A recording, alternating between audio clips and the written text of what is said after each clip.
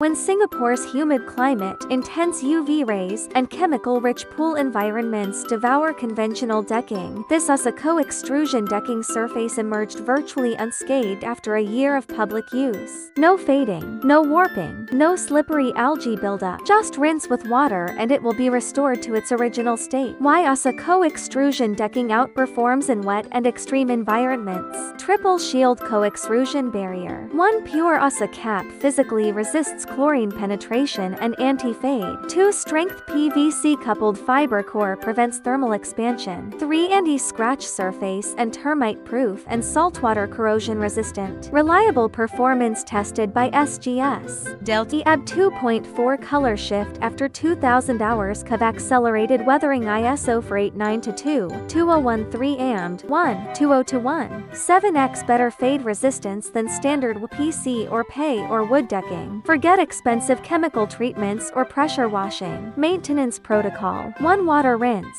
2 clean soft mop, 3 water rinse. Cost analysis: 73% lower labor cost vs. composite alternatives. Contractor survey 2024. Slip resistant texture R12 rating. Safe for wet barefoot use.